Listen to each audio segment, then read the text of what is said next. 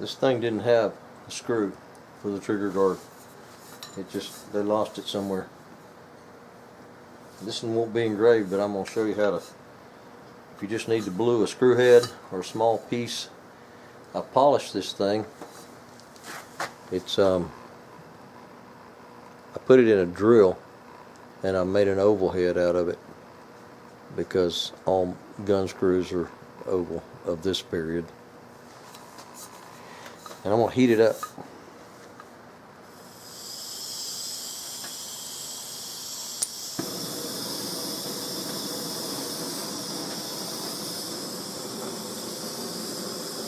I'm going to get that thing just about blue. This just takes a propane torch. You don't have to have a settling for this. I'm going to get that thing really hot. And then I'm going to hit it with some oil.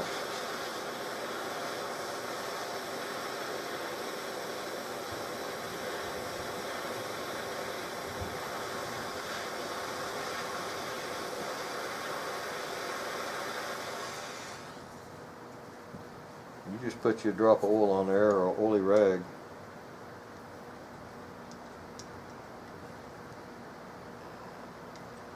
It doesn't help to drip that oil on your finger either. And it gives it an old looking blue.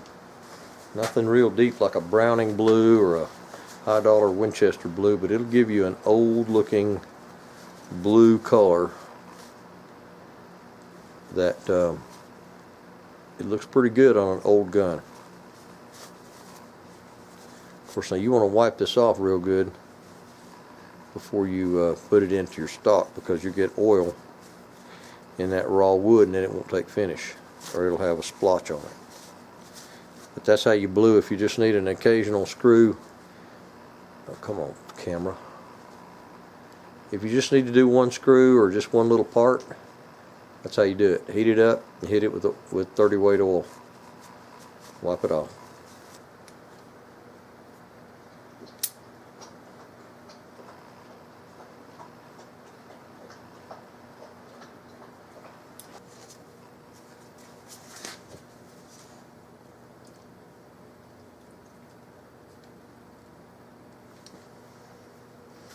Looks right at home, doesn't it? Now I need to set this deeper just a little bit. It's just got to be recessed down flush with this. It's just a little proud of it.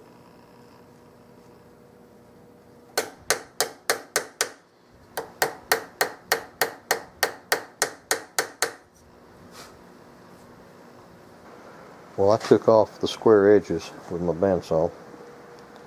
You can see it's just full of rough bandsaw marks, but it saves me a lot of time taking the vast majority off with a bandsaw. I use my other pattern to go by to get my thicknesses. I still have to go down some. I always leave some for the next step, sanding, rasping. And I will start holding this in the vise. This is still oversized and rough. And I will start on the top. I have a good center line down the top. And I'll start here and get this part symmetrical.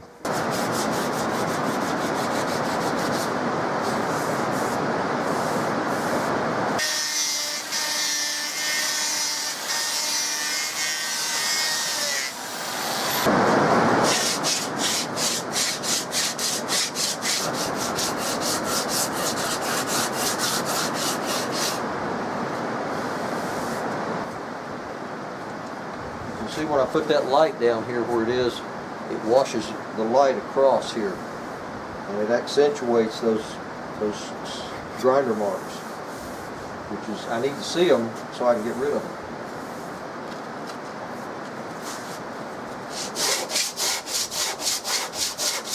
As I'm comparing my pattern stock to the one I'm working on, this grip is a lot smaller still than this, the end of the pistol grip. And this point right in here, where this little trough, this little valley comes down behind the grip, it's still got to be a lot thinner. Now all I did with this was my grinder, that disc sander. So I've got to bring this dimension down further, and I need to do that before I smooth up this side. See, I've got all these bandsaw marks on the side. But if I smooth this first and then reduce this, then this has got to come down again. This is something kind of key to stock making. If you can get vital points, specific points, like the width at the back of the plates, the narrowest place in your pistol grip, the width, the thickness right here at this behind the pistol grip, if you can get those dotted places correct in size, basically it's just connecting the dots. It's just that simple and just that hard. You get the dots right and you just connect the dots. It's like paint by number pictures after that. So I've got to get this dot right. So that's what I'm going to do now, and then I'll work on connecting this dot and this dot. That's pretty much all it is. And this is the dot connector. At this point, I should say this.